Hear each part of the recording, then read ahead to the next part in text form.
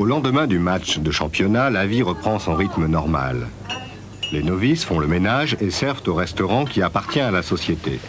C'est ici que les plus valides prendront leur retraite à l'âge de 25 ans en travaillant comme serveuse ou femme de ménage.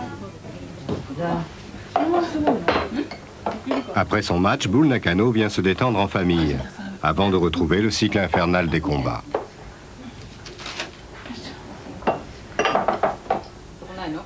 Ça va en ce moment? Tu n'as pas trop de problèmes avec tous tes matchs? Non. Ça va.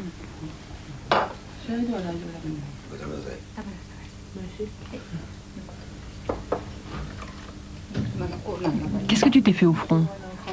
Ça date d'hier à Kawasaki. Tu vas sans doute avoir une cicatrice. Non, je crois pas, ça va partir.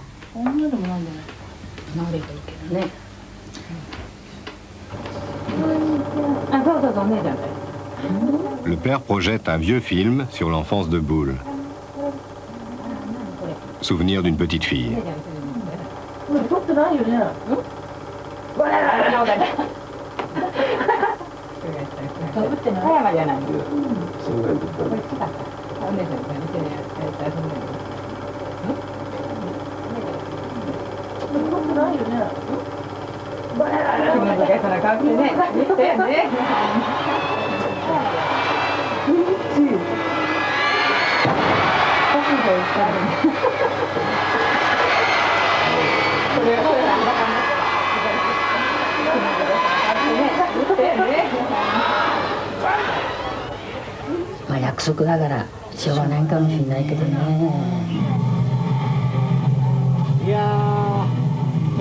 La jeune Kimie et sa mère regardent la cassette d'un match spécial qui s'est déroulé il y a quelques mois.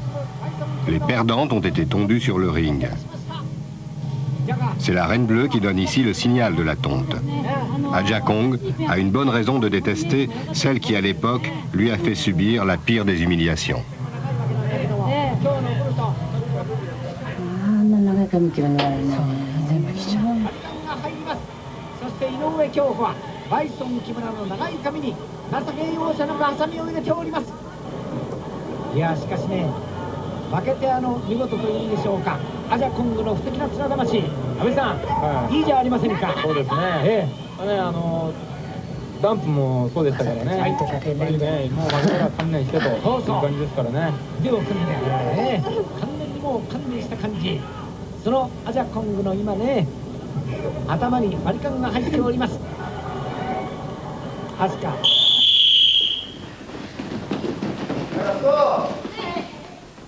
Kimie est championne du Japon de catch amateur.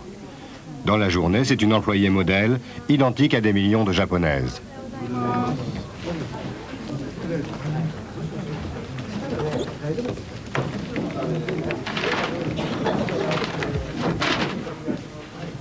Ce masque n'est pas destiné à se protéger contre la pollution, il évite simplement de transmettre les microbes à l'entourage.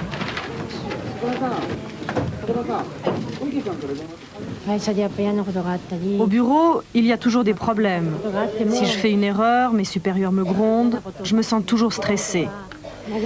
Alors le soir, quand je m'entraîne, je me défoule sur mon adversaire, j'imagine que j'ai en face de moi la personne qui m'a sermonné, ça me soulage.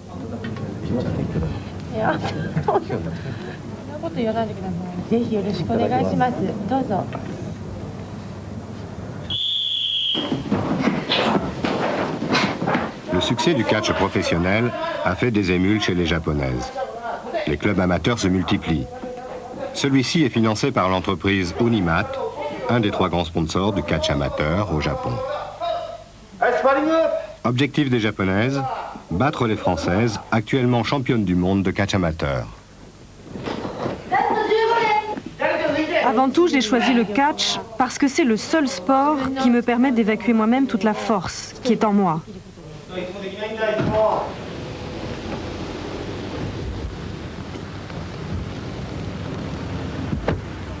Dumpu Matsumoto est devenue une star grâce au catch. C'est elle qui a cédé sa place à Bull Nakano, la Reine Bleue. Le rêve de toutes les catcheuses, c'est d'être un jour comme elle.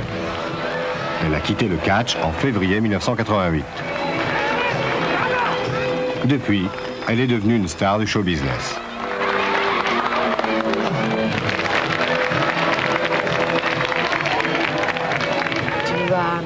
J'ai été catcheuse pendant 8 ans. Les 4 premières années, j'étais novice. Pendant 4 autres, j'étais championne. J'étais la Dumpu Matsumoto.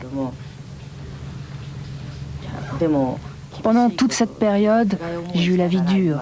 Mais c'est grâce à ces moments difficiles que j'en suis là aujourd'hui. Dans la vie, si on veut réussir, il faut commencer par souffrir. Regardez bien cette catcheuse qui s'acharne contre Dumpu. C'était Bull Nakano, la future reine bleue.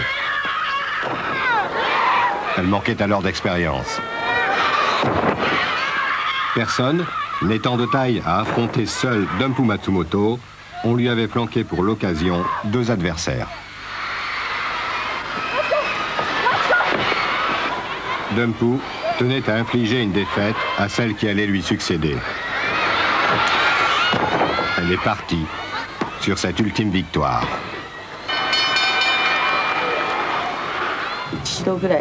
J'aimerais remonter une fois sur un ring.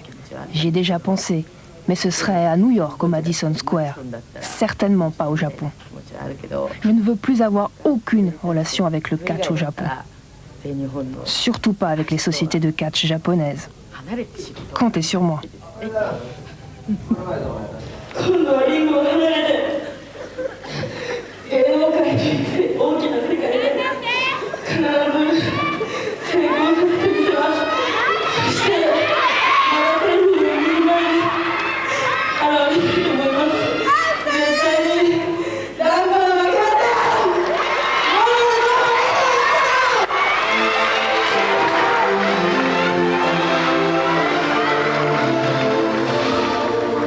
Ce jour-là, les parents de Dumpu Matsumoto ne pleuraient pas de tristesse, ils pleuraient de joie.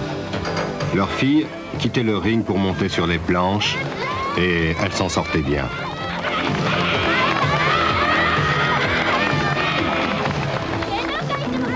Mais pour une qui réussit, combien finissent dans l'anonymat, oubliés derrière un comptoir et se souvenant avec nostalgie d'avoir été jadis des diablesses du ring.